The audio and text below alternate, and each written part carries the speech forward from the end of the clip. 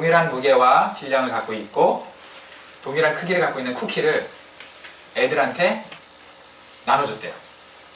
똑같은 거예요. 그리고 서로 이제 옆에 거 비교해보고 하고 종이를 나눠주면서 종이에다가 누구게 더 크냐라고 써보게 했대요.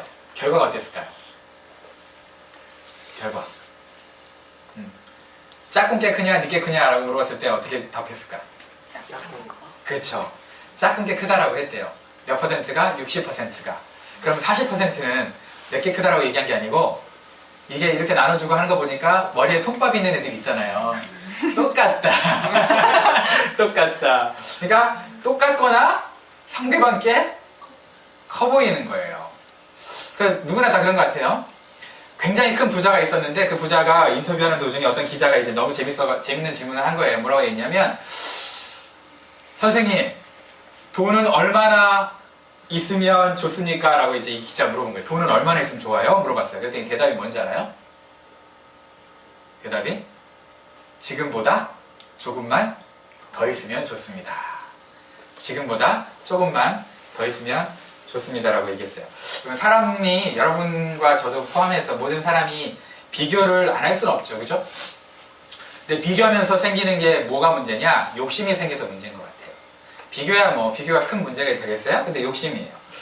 욕심이 우리를 좀 갉아먹는 건데 여러분 최근에 다른 사람과 여러분을 비교하면서 쟤는 저렇게 잘 나가는데 쟤는 저런 게 좋은데 하면서 부러워했던 거 혹시 있으세요? 부러워했던 거? 나는 뭐 남 부럽지 않게 살았어요. 이런 사람 별로 없을 것 같은데 부러워했던 거 혹시 있어요? 부르명제 뭐가 부러웠어요 최근에? 아 그런 거 없었어요? 어? 아 여자친구 있는 게 부러웠다고? 그거 부러웠어. 그래. 그거밖에 없네. 그거밖에 없어요? 그거밖에 없네. 또 뭐 부러웠던 거 혹시 있으세요? 사람들이 뭐 돈, 집, 뭐 자동차 아니면은 이제 영주권 없으신 분들은 너무 어려우니까 영주권이 부러울 수도 있고요. 시민권. 어? 청춘. 청춘이 부럽군요. 벌써 이제 꺾어지는 지금 70대가 돼가지고 청춘이 부러운 사람도 있어요. 여러분 뭔가 다른 사람을 보면서 나랑 비교하면서 부러워하는 게 있을 수 있어요. 저도 지난 한 주간 가정교회 하시는 목사님들이 좀 부러웠는데 뭐냐면 목자 하시는 분들 있잖아요. 목자가 진짜 죄송한 표현이지만 개고생 하거든요. 사실은 목사님들 할 만한 가슴앓이를 목자들이 다 하거든요. 뭐 전도해가지고 목장 모임이나 예배에 나올 줄 알았더니 나와요 안 나와요? 안 나오거든요. 그러니까 막 나온다 해놓고 안 나오고 막 상심하고 이런 거를 다 목자들이 하니까 그 목자들이 하면서 이제 목사님의 마음도 알고 하나님의 마음을 배워가는 거예요. 그러면서 영적으로 더 성장하는 거죠 목자들이. 그런 분들이 이제 계신 교회를 한 2군데 정도 제가 어쩌다가 방문할 기회가 생겼었어요. 이제 방문하면서 그 목자님들이 섬기는 거 보니까 너무 귀해 보이는 거예요. 그래서 아 부럽다 이런 생각을 했는데 근데 재밌는 건 뭔지 알아요? 제 친구 목사님들은 또 저를 부러워해요. 야 예담교회 부럽다. 웃기죠? 도대체 뭐가 부러운 거야? 설교하는데 맨날 자지. 그지? 그런데 뭐가 부럽지? 근데 제 친구들은 또 우리 교회 성도님들이 너무 착하고 순수하고 또 제가 즐겁게 목회하는 것 같아서 제가 부럽다는 거예요. 그러니까 누구나 다 다른 사람을 보면서 부러워할 만한 게 있다는 거죠. 그죠? 오늘은 이제 10계명 마지막 계명인데 5번째부터 9번째까지 계명은요 행동에 대한 거예요. 행동을 제지하거나 행동을 유발하는 계명이에요. 그죠? 부모를 공경하라부터 살인하지 말고 간행하지 말고 도둑질하지 말고 거짓 증거하지 말라. 이거는 다 뭐예요? 행동적인 거예요. 근데 마지막 10계명은 우리의 마음을 다스리고 있는 계명이에요. 행동이 아니라. 마음에 뭘 지금 다스리라는 거예요? 탐심을 다스리라는 거예요. 그죠? 탐심. 좀 어려운 단어죠. 탐하는 마음. 그 탐심, 욕심, 탐심을 다스리라는 건데 여러분들이 10계명 봤을 때 10계명에 정말 재밌는 게 뭐냐면 제일 처음에 옛날에는요 내 이웃의 소유를 탐하지 말라 이랬거든요. 물론 지금도 마지막 뒤에는 내 이웃의 소유를 탐하지 말라라고 나와 있어요. 나와 있는데 앞에 특이하게도 내 이웃의 집을 탐하지 말라라고 얘기하고 있어요. 보면은 내 이웃의 집이라고 나와 있잖아요. 그죠? 근데 저 집 안에 누가 들어있어요 보니까? 아내. 에? 여자가 소유야? 그다음 남종, 여종 이렇게 나와 있어요. 그죠? 이 사람들, 여자뿐만 아니라 사람들이 나와 있어요. 그러니까 사람을 소유로 사용했다는 게 이상하다라고 생각할 수 있는데 두 가지 해석이 있어요. 첫 번째는 뭐냐면 옛날에는 엉망인 시대였잖아요. 그러니까 그러니까 성경이 이렇게 만든 게 아니라 옛날 그 상황이 굉장히 엉망이었어. 엉망인 상황에서 여자를 자기의 소유로 생각을 했던 거죠. 그죠? 남자들이 혹은 집에서 가장들이. 그래서 그런 문화를 그냥 성경이 인정한 건 아니에요. 근데 니네 그렇게 살잖아. 니네 그렇게 생각하지? 근데 그 생각이 잘못됐어. 니네가 생각하고 있는 그 생각이 잘못됐는데 어쨌든 니네가 그 생각하는 걸 내가 그대로 빌려와서 니네 표현을 그대로 쓸게. 니네 표현을 그대로 빌려서 쓰는데 어쨌든 남의 것들이라고 생각되는 그런 거는 절대 탐내면 안 돼. 라는 식의 해석을 지금 하는 거예요. 그러니까 쉽게 얘기하면 성경이 남녀 차별을 하고 있는 책이라서 이렇게 쓴 게 아니라 그 당시의 문화가 남녀 차별하고 있는데 성경이 그 문화를 그대로 너네 그런 쓰레기들이잖아. 근데 그렇게 하지 마. 라는 차원에서 그냥 그 표현을 빌려 쓴 거죠. 무슨 얘기인지 알겠죠? 그죠? 그렇게 썼다고 생각하는 거예요. 그래서 원래 여자를 성경에서 굉장히 존귀하게 얘기해요. 남자의 갈비뼈에서 뽑았다 그러잖아요. 그래서 우스갯소리로 남자는 흙으로 만들었는데 그냥 도자기인데 여자는 뼈로 만들었으니까 본 차이나다. 이런 표현 들어봤어요? 못 들어봤어요? 그런 표현이 있어요. 그러니까 남자는 진짜 흙덩어리. 여자는 고귀한 본 차이나. 이렇게 이제 표현하는 그런 목사님들도 있는데 갈비뼈라는 게 중심이라는 뜻도 있고요. 생명이라는 뜻도 있어요. 그러니까 남자한테서 생명을 뽑았으니까 남자는 뭐가 되는 거예요? 생명이 없나? 그렇지. 허당이 되는 거죠. 허당. 생명 없는. 남자는 허당이다. 그래서 여러분 옆에 있는 그 여러분 오빠 봐봐요. 여러분 사귀는 오빠. 여러분 결혼한 오빠 봐봐요. 쳐다보면 허당 같죠? 허당이지 뭐. 생명이 빠졌어. 봐봐. 쳐다봐. 진짜 허당 같지? 그죠? 그런 거예요. 자, 두 번째 해석이 있어요. 여기 이제 뭐냐면 이거는 그런 과거의 문화적인 걸 얘기하는 게 아니라 사랑의 바운더리 안에 소속감을 표현하는 것이 아닐까라는 거예요. 무슨 얘기냐? 그냥 예를 들어서 제가 우리 하은이 하민이가 아주 어렸을 때 너무 귀여워가지고 하은이 하민이 누구 거? 이러면 이제 우리 하은이 하민이가 뭐라 그랬냐면 아빠 엄마 거 혹은 엄마 아빠 거. 내가 물어보면 아빠 엄마 거, 엄마가 물어보면 엄마 아빠 거 그랬거든요. 그런데 그게 과연 내 소유란 뜻이에요, 그게? 그게 아무것도 아닌 상태에서 예를 들어서 부름이랑 저랑 많이 사이가 안 좋아요. 굉장히 안 좋은데 내가 사장이고 얘가 직원이에요. 너 누구 거야? 너 내 거야. 이거는 싸가지 없는 거죠. 그죠? 그런데 둘이 굉장히 사랑하는 사이예요. 그래서 내가 아끼고 사랑하는 동생이에요. 그래가지고 야, 너 이씨 너 내 거야. 이렇게 얘기하는 거는 좀 이상하다 그래도. 이상한데 어쨌든 그거는 뭐예요? 소유의 관계가 아니라 뭐예요? 사랑의 관계죠. 사랑이 바탕됐을 때. 사랑이 없으면 좋은 관계가 되지만 기분 나쁜 관계가 되지만 사랑이 바탕이 되면 그게 사랑의 바운더리 안에 표현은 소유로 표현을 했지만 실제로는 뭐예요? 너 안에 내가 있고 내 안에 너 있다. 뭐 이런 식인 거죠. 그죠? 그래서 옛날에 제가 우리 집사람이랑 좀 닭살 돋는 얘기 좀 해야 되겠어요? 사귈 때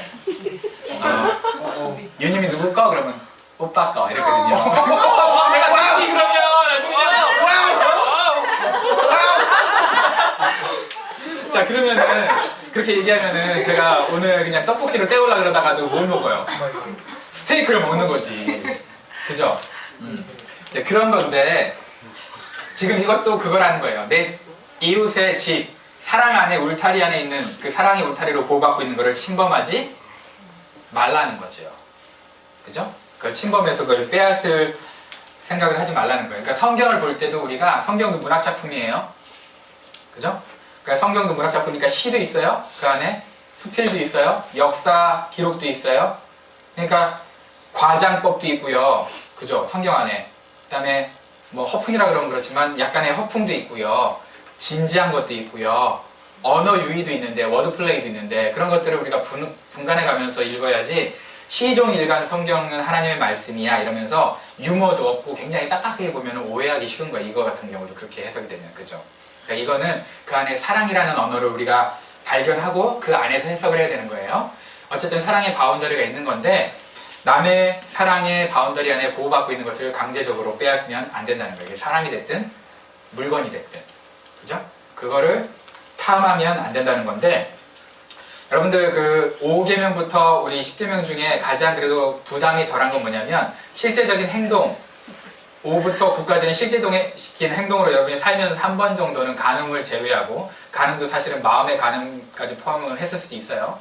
그죠? 여러분들 그 야구 동영상 다운받아서 막 보기도 하잖아요. 그죠? 그럼 간음한 거지 뭐.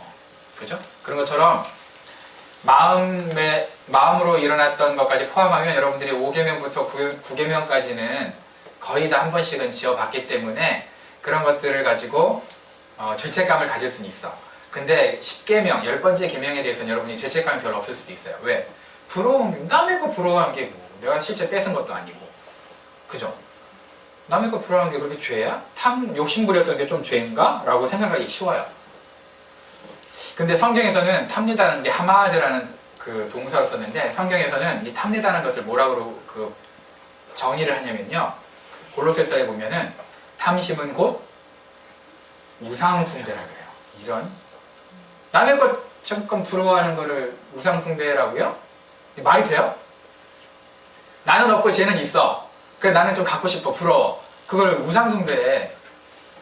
야 이게 참 그러면 여러분 이해가 안 가잖아요. 솔직히. 그럼 나 계속 우상숭배하고 있네. 그럴 수 있잖아요. 그죠? 탐심을 우상숭배라고 성경은 정의하고 있어요.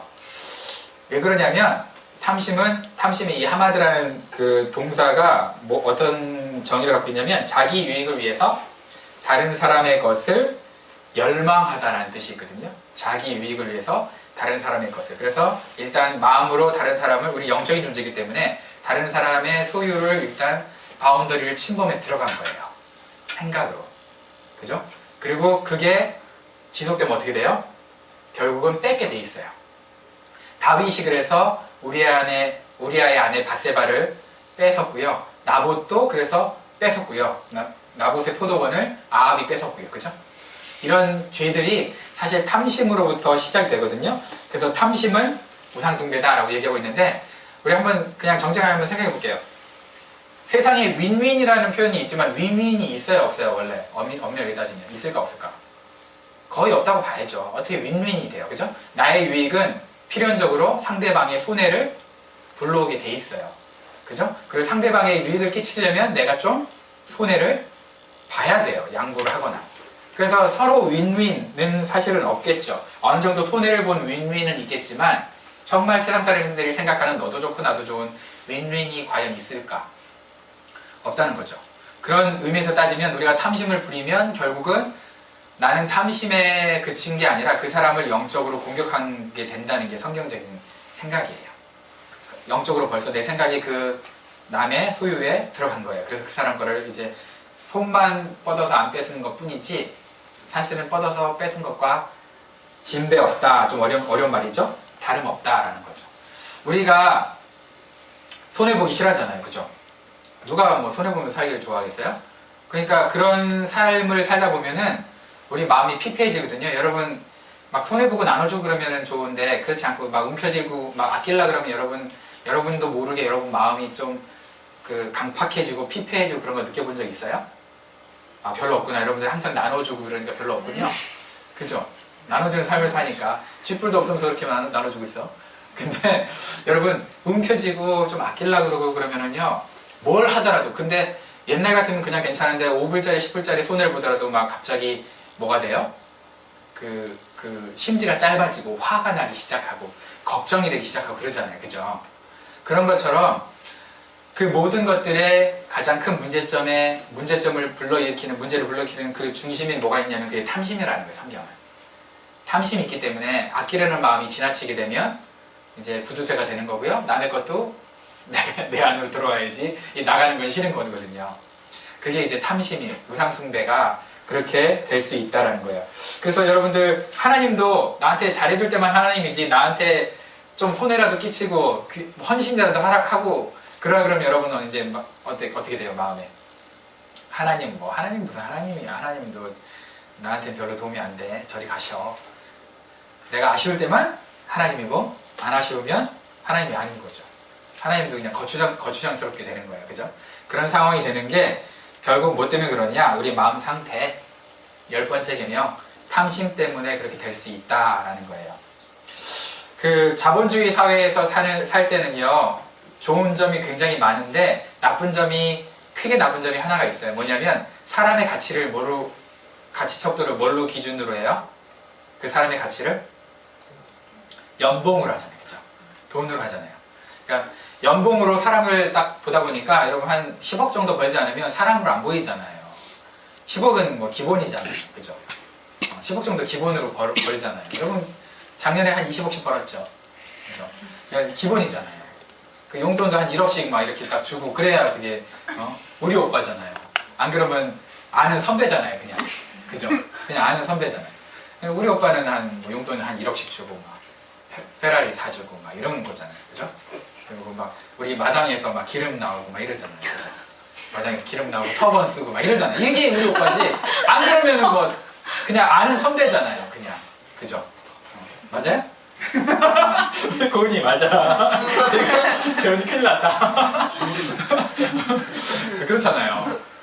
그런데 어쨌든 옛날에는 우리가 그 사람의 직업을 물어봤을 때는요, 그 사람이 어떤 롤 모델을 하고 있는지, 의사인지 변호사인지 선생님인지 아니면은 뭐 목사님인지 뭐 아니면 기능직인지 좋은 스킬을 갖고 또 자동차를 고치거나 아니면 피아노를 고치거나 뭐 이런 거 있잖아요. 그죠? 냉장고를 고치거나 이런 분들 그런 하는 일의 기능을 가지고 그 사람을 존귀하게 생각을 했다면 지금은 그 사람이 하는 일은 상관이 없어요.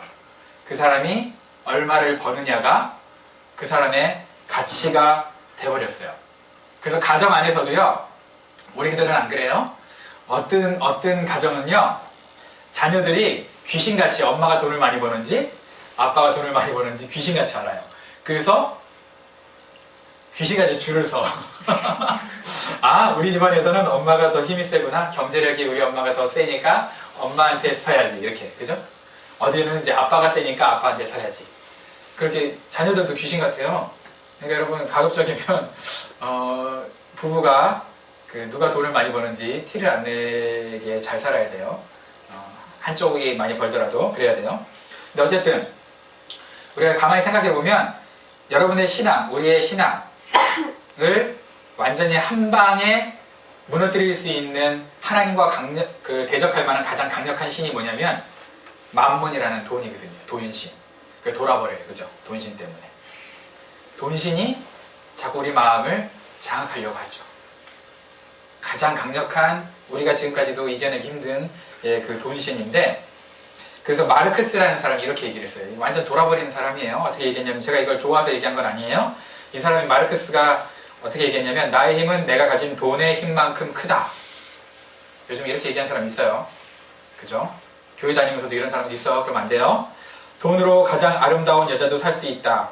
그럼 네가 돈이 없으니까 여자친구가 없는 거네, 그러나? 어떡하냐? 돈 좀 벌어라. 돈은 어디서나 존경을 받으며 돈의 소유자도 존경을 받는다. 돈은 부정직한 사람을 정직하다고 인정받게 만든다. 돈은 재판도 엎을 수 있다. 인간이 열망하는 모든 것을 돈으로 살 수 있으니 인간의 모든 능력은 돈에 달려있다. 이렇게 돈을 아주 예찬을 했어요. 그죠? 마르크스라는 사람이 했는데, 여러분 근데 생각해 봅시다. 과연 돈이 최고일까? 여러분, 우리 인간이 물질적으로 돈으로 채울 수 있는 존재일까요? 여러분, 지금까지 돈이 없어서 못 채워봤다고 생각하니까 아직도 돈을 더 추구하죠. 그죠? 그런데 과연 여러분들 그 돈이 있다면 여러분 채워질까요? 기독교는 전통적으로 영혼을 어떻게 얘기하냐면 천하보다 귀하다 그래요. 천하. 유니버스, 우주보다 귀한 한 영혼이라고 그래요. 여러분의 밸류가 천하보다 귀해요. 그럼 여러분의 밸류가 천하보다 귀한데, 천하보다 귀한 여러분을 천하에 있는 것으로 채우려 그러면 채워져요? 안 채워져요? 아, 좀 어려워요. 조금만 어려워지면 잘라 그러더라. 좀 앞에서 막 이러면 깨고, 조금만 어려운 얘기 하려고 그러면 참아 그래.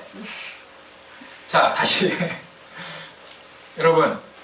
여러분 한 사람 한 사람이 천하보다 귀해요. 근데 천하보다 귀한 여러분을 천하에 있는 것들로 채우려고 그러면 채워지겠어요? 안 채워지겠어요? 안 채워지지. 여러분, 보통 선물할 때 포장지가 값어치가 나가요? 포장지 안에 있는 게 값어치가 나가요?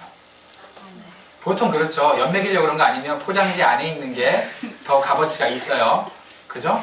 뭐 금 포장지에 똥 집어넣을 거 아니면 연맥이려고 그런 거 아니면 그죠? 포장지 안에 있는 게 값어치가 있어요. 그럼 여러분이 굉장히 값어치가 있는 존재거든요. 그럼 여러분 안에 똥을 집어넣어야 되겠어요? 여러분보다 더 귀한 걸 집어넣어야 되겠어요? 여러분들이 천하보다 귀한데 진짜로 천하로 집어넣는다고 여러분 만족이 되겠어요? 여러분보다 더 귀한 걸 집어넣어야 되겠어요? 더 귀한 게 뭘까요? 그래서 예수님인 거예요. 정말 nothing compares to Jesus. 그죠? 예수님과 비교할 수 있는 게 어떤 것도 없거든요. 그러니까 예수님으로 여러분 너무 귀하니까 가장 귀한 예수님으로 채우지 않으면 인생에 만족이 없어요. 세상적 걸 좀 이렇게 채워보세요. 그러면 처음은 그 순간은 순간적으로 만족감은 있어도 그때뿐이에요. 결코 만족하지 않아요. 여러분이 그만큼 귀하기 때문에 가장 귀한 걸로 채워야 돼. 예수님으로. 예수님으로 채워야 참된 안식과 만족이 있는 거예요. 그래서 예수님으로 채우라고 교회에서 자꾸 얘기하는 게 그런 이유예요. 그래야만 만족할 수 있어요. 그러면 이 탐심을 이제 우리가 이겨낼 수 있는 방법이 있는가? 있어요. 한 3가지 정도. 탐심을 이겨낼 수 있는 방법이 있는데 첫 번째, 탐심은 내가 가지려는 욕심이거든요. 그죠? 그러니까 이걸 정면적으로 하려면 어떻게 해야 돼? 가지려는 욕심에 정면으로 전쟁을 선포해야 되니까 줘버리면 돼요. 베풀면 돼요. 나누면 돼요. 안 그러면 계속 이 긴장관계가 텐션이 가지려는 소유욕이 이겨요. 계속. 그러면 또 탐심이 계속 생기는 거예요. 근데 그럴 때마다 어떻게 해요? 포기하는 거예요. 베풀고 나눠주고 있는 것으로 그냥 쓰고 그런 거예요. 여러분 참된 만족은 소유에 있는 게 아니라 나눔에 있다라는 말이 있거든요. 참된 만족은 소유에 있는 게 아니라 나눔에 있다. 나눌 게 없는데요. 그래도 있는 거에서 좀 나눠보세요. 커피 한 잔이라도 한번 사보고 도넛이라도 한번 친구한테 사주고 이러면서 한번 해보세요. 거기에 참된 만족이 있는데 이 나누는 게 왜 중요하냐면 나눔은 인생의 목표 설정을 정확하게 뚜렷하게 해주거든요. 무슨 얘기냐면 나누려고 하는 사람은요. 생각이 일단 내가 벌어서 내가 가지려고 하는 게 아니기 때문에 내가 벌어가지고 이걸로 남을 섬겨야 되잖아요. 그러니까 조금 더 이 사람들이 더 긍정적이고 조금 더 활동적이 된대요. 그 과학자들이 다 증명한 거예요. 무슨 얘기냐? 내가 잘 먹고 잘 살아야지 하면서 공부하는 사람은요. 공부하다가 좀만 어려우면 어떻게 해요? 아니 좀만 덜 먹고 덜 사지 뭐. 공부 포기해. 무슨 얘기인지 알아요? 근데 내가 저 사람들을 도와야지, 저 사람들 돕기 위해서 내가 변호사 돼야지 하면 내가 지금 그걸 포기하는 순간 저 사람 못 도와줘. 불쌍한 사람들, 그죠? 억울한 사람들 못 도와줘. 그럼 변호사가 안 돼. 그러니까 어떻게 해야 돼요? 죽어라고 공부를 해야 돼요. 근데 나 잘 먹고 잘 살려면 변호사를 목표로 하고 살다가 에이 뭐 변호사지 말고 그냥 뭐 다른 거 하지 뭐. 뭐 변호사보다 조금 뭐 약한 게 뭐가 있을까요? 뭐 직업 비교하면 안 되지만 뭐가 있을까? 목사라고 하자 그냥. 그죠? 아니 목사 하지 뭐. 그러다가 또 뭐 할까요? 에이 전도사 하지 뭐. 그러다 뭐 할까요? 에이 평신도 하지 뭐. 이러는 거예요. 그죠? 다 완전히 자기를 위해서 목표 설정을 했으면 에이 내가 좀 덜 먹고 덜 살지 뭐 이렇게 하면서 어떻게 한다는 거예요? 타협하게 돼. 근데 남을 위해서 다른 사람을 위해서 목표 설정이 된 사람은 어떻게 해요? 내가 그걸 안 하면 저 사람 죽거든요. 그러니까 죽으라고 한다는 거예요. 그래서 공부해서 남주라는 거예요. 공부해서 남줘라. 공부해서 다른 사람을 섬겨라. 라고 하는 표현들이 거기에 나와 있어요. 그래서 이제 그 어떤 목사님은 이렇게 설교했어요. 너네들이 5,000명이 먹을 거를 깔고 앉아서 떵떵거리며 살려고 한다면 너네들은 망할 것이다. 근데 5,000명을 먹여 살리려고 네가 일어선다면 하나님이 너를 도울 것이다. 오병이어가지고 빗대서 얘기한 거예요. 그죠? 5,000명이 먹을 만한 걸 너 혼자 갖고 배부르게 먹으려고 하면 5,000명 다 굶고 너는 떵떵거릴 수 있을 거라 생각하지만 그렇게 5,000명이 먹을 걸 지가 깔고 앉아서 지가 먹고 사는 사람이 있는 반면에 5,000명을 먹여 살리려고 하는 사람이 있다는 거죠. 그래서 하나님은 이렇게 물어본대요. 얼마를 벌었느냐를 물어보는 게 아니라 네가 얼마를 어디에 썼느냐를 물어본다는 거예요. 네가 얼마를 벌었느냐 하나님 관심 없어요. 얼마를 어디에 썼느냐에 하나님은 관심이 있다는 거죠. 2008년에 김밥 할머니라는 분이 뉴스에 떴어요. 20년간 김밥하고 옥수수 팔아가지고 3억을 벌었대요.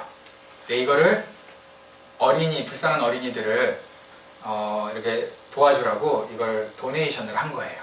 이제 그런 걸 이제 쾌척이라 그러잖아요. 그래서 좀 어려운 말로 흔쾌히 이렇게 드렸다. 이걸 쾌척이라고 하는데 쾌척을 하셨어요. 제가 제일 처음에 그 소식을 딱 들으면서 그때 이제 2008년이면 제가 2008년 하반기부터 그 피기 시작했거든요. 그때까지 굉장히 힘들었어요. 좀 경제적으로. 그 얘기를 딱 듣자마자 어떤 생각이 들었냐면 놔주지. 썩을 할머니. 놔주지. 이런 생각 했었거든요. 내가 그리고 자빠질 뻔했다. 놔주지 그랬는데 나중에 그 담당 PD가 그 할머니가 어떻게 사시는지 궁금해가지고 7년 후에 또 찾아갔대요. 찾아갔더니만 할머니가 건강하고 행복하게 사시는데 양로원에서 사시는 거야. 한 7명, 8명을 도와주면서 양로원에 사시는 거야. 근데 병원비가 없어. 국가에서 나오는 보조금으로 이제 이렇게 병원 다니시면서 이렇게 사시는 거야. 그래서 PD가 3억 있었으면 그래도 자기 뭐 집이라도 그때 사고 좀 해가지고 좀 하시면 좋을 텐데 이렇게 어렵게 사시니까 좀 후회하지 않으세요? 아깝지 않으세요? 라고 물어봤더니 할머니가 뭐라 그러는 줄 알아요?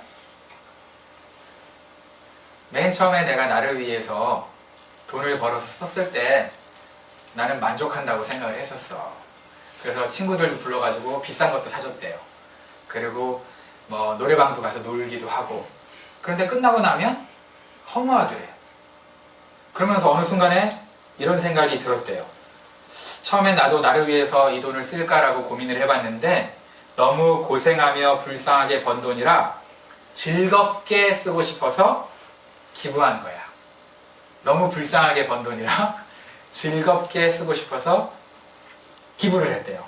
그러면서 지금은 돈을 더 벌 수 있었으면 그때 조금만 더 고생해서 더 벌 수 있었으면 더 많이 기부하고 지금 이분들도 더 도와줄 수 있는데 내가 몸이 약해가지고 이제 돈을 못 버니까 그게 아쉽다. 자기가 기부한 거가 아깝다는 말을 한마디도 안 하고 더 기부 못해서 아쉽다고 했대요. 그 맛을 알아버린 거죠. 남을 섬기는 그 맛을 알아버린 거. 그 사람이 고맙다는 말을 해서 아는 게 아니에요, 여러분. 누구한테 얼마로 어떻게 도와줬는지도 모르는데 뭐 고맙다는 편지라도 왔겠어요? 할머니한테? 그런 편지 받으면서 그래 뿌듯하다 이런 게 아니에요. 나눔에서 오는 하나님이 주시는 그 은혜를, 감격을, 그 사람들은 그 기쁨을 그 할머니는 경험한 거죠. 첫 번째 방법은 뭐냐? 탐심을 이길 수 있는 첫 번째 방법은 나누는 것이다. 두 번째는 뭘까요? 두 번째는 혹시 들어봤어요? 자족. 자족 들어봤어요? 자족은 만족이랑은 조금 달라요. 자족은 만족 안에 들어있지만 만족보다 조금 더 깊어요. 그죠? 뭐냐? 스스로 만족하는 거예요. 스스로 만족하는 건데 뭘 스스로 만족하는 거냐? 스스로 가지고 있는 것, 현재 가지고 있는 것에 만족하는 거예요. 현재 없는 거에 욕심을 부리는 게 아니고 현재 내가 있는 것에 만족을 하는 거예요. 여러분 여러분들이 좋아하는 성경 구절 중에 이런 게 있어요. 빌립보서에 보면 내게 능력 주시는 자 안에서 내가 모든 것을 할 수 있느니라. 근데 이게 성경에서 가장 오해되는 성경 구절 중에 두 번째, 첫 번째는 뭐냐면은 뭘까요? 첫 번째 성경 오해되는 거. 내 시작은 미약하였으나 나중은 심히 창대하래. 이거는 욕한 거거든요. 욥한테 욕하고 비아냥거린 건데 그거 가지고 지금 비즈니스하는데 막 붙여놓잖아요. 그게 첫 번째로 오해되고 있는 성경 구절. 두 번째가 이거예요. 내게 능력 주시는 자 안에서 내가 모든 것을 할 수 있다. 그냥 우리가 그 구절만 보면 어떤 느낌 같아요? 어려움이 있어서 해결할 수 있다. 그죠? 나는 할 수 있다. 하나님 나에게 힘을 주실 것이다. 이걸 이겨내게 하실 것이다. 라는 그런 긍정적으로 보거든요. 근데 이게 긍정적인 게 아니에요. 그 앞에 사도 바울 선생님이 뭐라고 고백했는지를 알면 충격적이에요. 사도 바울 선생님 맨 처음에 이 고백을 할 때 뭐라고 했냐면 내가 궁핍에도 처할 줄을 알고 풍부에도 처할 줄을 알고 하면서 뭐라고 그랬냐면 나 쉽게 얘기하면 나 거지같이 살았고 나 먹을 거 없었고 나 배고랐고 힘들었어. 그럼에도 불구하고 내게 능력 주시는 자 안에서 내가 이 모든 궁핍함을 넉넉하게 이길 수 있느니라. 이런 뜻이에요. 무슨 얘기냐면 나 자족하는 것을 배웠다는 것을 다른 말로 표현한 거예요. 나 지금 현재 갖고 있는 거 부족한 거를 부족하지만 이 부족한 거에서 자족할 수 있는 능력이 누가 준다는 거예요? 하나님이 준다는 거예요. 그러니까 이것도 두 번째 우리가 오해하고 있는 거죠. 그러니까 사도 바울은 뭐라고 얘기한 거냐? 이거를 나 거지같이 살았거든 지금까지. 근데 그 거지 같은 삶에서도 주님이 주신 능력으로 능히 자족할 수 있었다라는 고백이 내게 능력 주시는 줄 안에서 내가 모든 것, 이 그지 같은 것을 할 수 있느냐 이런 뜻이거든요. 근데 이걸 잘못 이제 해석하고 있는 건데, 여러분 얼마를 갖고 있으면 여러분은 만족할 것 같으세요? 돈이 얼마나 있으면? 한 200원이 있어야죠. 그죠? 200원. 뭐 1, 2억은 돈도 아니잖아요. 그냥 껌값이잖아요. 그죠? 한 200원이 있어야 되겠죠. 근데 여러분 과연 200원 있으면 만족할까요? 우리가 다른 사람과 나를 비교하는 순간 욕심은 항상 들어오기 때문에, 그죠? 절대 200억이 있든 2000억이 있든 만족할 수 없어요. 그래서 전도서라고 구약성경에는 이렇게 얘기하고 있어요. 은을 사랑하는 자는 은으로 만족하지 못하고, 은을 사랑하는 자는 은으로 만족하지 못한대. 풍요를 사랑하는 자는 소득으로 만족하지 아니하나니 이것도 헛되도다. 여러분, 은. 아이 그럼 나는 금. 그렇게 얘기하는 게 아니죠. 그죠? 은, 풍요, 사랑한다고 해서 채워지지 않는다는 거예요. 자족은 자기가 이미 갖고 있는 거, 갖고 있지 못한 거를 욕심 부리는 게 아니라 갖고 있는 게 얼마나 소중한 것인지, 갖고 있는 게 하나님이 허락하신 것이라는 믿음이 있지 않으면 이게 불가능하거든요. 그러니까 하나님께서 나에게 허락하신 게 이 정도 있는데 하나님이 나를 사랑하셔서 주신 거야. 요만큼 주신 거야. 이렇게 애게 요만큼만 주신 거야. 이러면은 이제 그때부터는 또 이상해져요. 근데 하나님 나를 사랑하셔서 이것도 못 받을 건데 이게 나에게 굴러 들어올 수 있도록 하나님이 이 축복의 통로는 안 막으신 거야. 세상은 이걸 막아버리고 싶었겠지만 하나님은 이걸 어떻게 한 거야? 이것만큼은 막을 수 없다. 이 새끼들아, 이 사단의 새끼들아 이러면서 그만큼은 하나님이 열어주신 거예요. 여러분은 그만큼도 힘들겠지만 좀 더 갖고 싶어서, 그죠? 근데 하나님은 그만큼은 열어주신 거예요. 그래서 그 은혜를 우리가 감사하고 기뻐할 수 있는 거예요. 없는 것을 더 가지려고 바라는 게 아니라 하나님이 허락하신 것을 소중하게 여기는 거죠. 그래서 지난번에도 한번 얘기했지만 하나님은 우리의 want 혹은 desire를 채우시는 게 아니라 뭘 채우신다고요? 우리의 need를 채우신다고요. 그죠? 그러니까 영어 할 때도 what you want 하고 what you need 다르잖아요. 그죠? 그죠? 하나님은 우리의 want나 desire가 아니라 우리의 need를 일단 채워주세요. 그리고 그 need에서 증명이 되면 우리가 하나님을 갈망하는 거, 하나님을 위해서 갈망하는 거를 그때부터 채우시기 시작하죠. 그 자족은 뭐냐면 내가 갖고 싶었던 것이 잘못된 욕망과 욕심이었다는 것을 깨닫고 하나님께서 주신 것에 대해서 만족하는 거, 기뻐하는 거, 그걸 자족이라고 하는데, 그래서 어떤 사람이 이렇게 자족을 데피니션을 했어요. 자족은 깊은 깨달음 끝에 스스로 욕심을 거두고 하나님께서 허락하신 것이 최선이라는 매우 성숙한 고백이다. 이렇게 얘기를 했어요. 여러분, 그 물질만 얘기하는 게 아니라 여러분 가정, 그리고 여러분 배우자도 자족할 줄 알아야 돼요. 가끔 살다 보면 아씨 우리 오빠 한번 바꿔볼까 새 오빠로 뭐 이런 사람들도 있어요. 의린이가 좀 바꾸려고 그러나 봐. 아 우리 오빠 너무 후져. 그래서 나 좀 좋은 오빠, 용돈도 한 막 2억씩 주고 연봉 한 300억 되고 이런 오빠로 좀 바꿔보고 싶어. 키도 좀 더 크고 막 잘생긴 오빠, 막. 가슴에 막 털 많고 막 이런 오빠, 막 다리 롱다리고 막 이런 오빠, 막 얼굴 딱 보면 막 장동같이 생긴 오빠. 근데 여러분 현재 오빠가 여러분에게 최선입니다. 오빠 바꾸려고 하지 마세요. 여러분 현재 오빠가 여러분 최선이에요. 아 난 오빠가 없어요. 좀만 기다리세요. 우리 기도합시다 같이. 기도하면 되지 뭐. 자, 어쨌든 자족하세요. 알겠죠? 사람도 자족하시는 거예요. 여러분 사장이면 현재 있는 직원한테 자족하세요. 그 인간보다 더 좋은 직원 없어요. 요즘 직원들 다 개판이거든요. 여러분 사장. 아씨 직장 바꿔볼까? 여러분 어지간하면 자족하세요. 만족하세요. 그 사장이 제일 좋은 사장이야.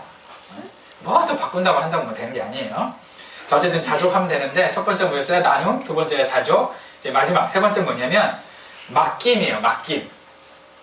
내려놓음이라고 얘기할 수도 있고 맡김이라고 할 수 있는데 내려놓음과 맡김은 좀 달라요. 여러분 맡김하고요 포기하고 단념은 달라요. 그죠? 어떤 사람들은 포기하면서 맡겼대. 그건 아니야. 네가 할 수 있는 만큼 최선을 다하고 나서 하나님께 결과를 맡기는 게 맡기는 거지. 지가 너무 힘이 드니까, 그죠? 역부족이니까, 에이, 난 이 정도까지. 그리고 이제 내려놓고 완전히 그냥 포기한 상태에서, 자포자기한 상태에서 하나님께 맡길게요 하면 하나님 그거 맡기는 거라고 하는 게 아니라 그게 뭐예요? 떠넘긴 거죠, 그건.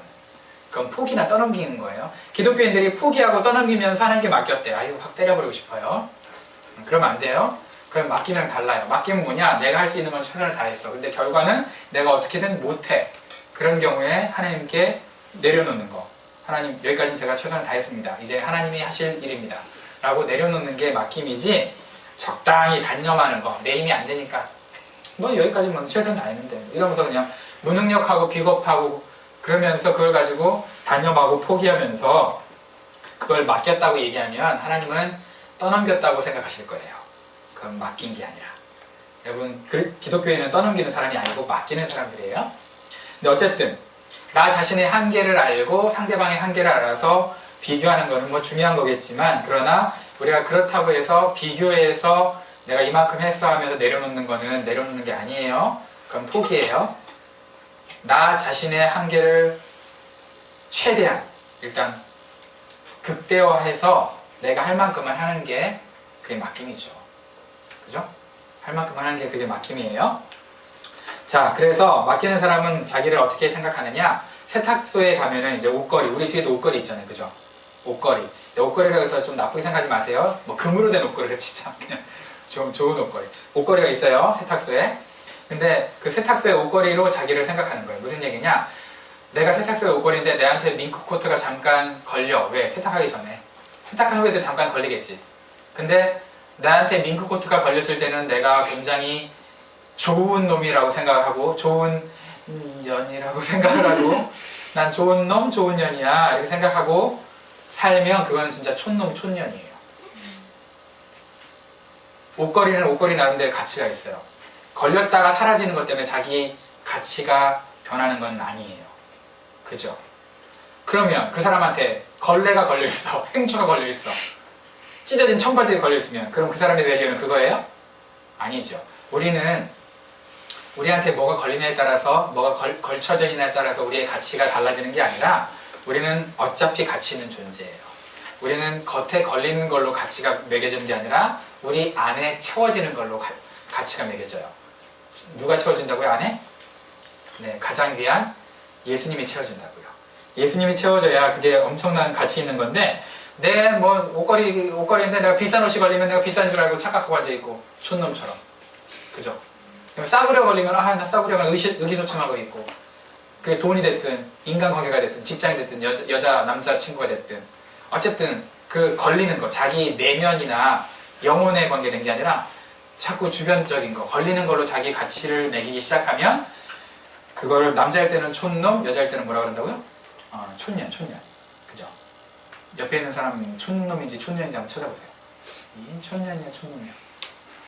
치아를 건강하게 관리하기 위해서 3번 이렇게 매일 닦는 거 말고도 의사들마다 의견은 분분해요.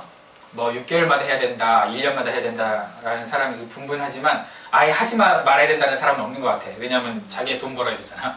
그래서 아직 하지 말아야 된다는 사람은 없는데 실제적으로 하지 말아야 되는 건 아니래요. 하긴 해야 된대요. 그게 뭐예요? 스케일링, 그죠? 스케일링. 치석 제거하는 거잖아요. 아무리 잘 닦아도 우리가 하면 담배 뽕 피고 이런 거 막 니코틴 이거 끼고 막 그죠?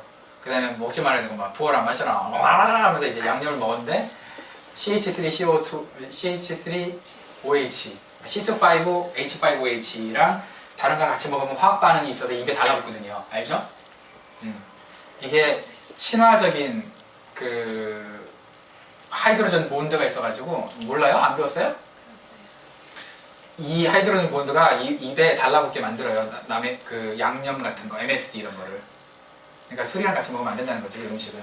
어쨌든 그래서 이 치석이 끼면요 이거를 6개월이 됐든 1년이 됐든 한번 이렇게 긁어줘야 돼요. 에이 목사님은 술 담배도 안 하는데 이빨이 왜 누래요? 우리는 원래 사이어인이라고, 슈퍼 사이어인이라고. 우리 집안은 이빨이 다 이래. 그러니까 참 우리 아빠 엄마가 이빨이 다 이래. 그래서 약간 누리꾸리한 이빨이 있어요, 그죠? 어쨌든 그 관리를 해줘야 된대. 안 해주면 나중에 어떻게 된다는 거예요, 이게? 당분간은 괜찮은데 40대 넘어가면서부터 잇몸을 갉아먹어요. 그래서 잇몸이 짧아지면서 이빨이 흔들리기 시작하고 틀니를 해야 되는 상황이 되는 거예요.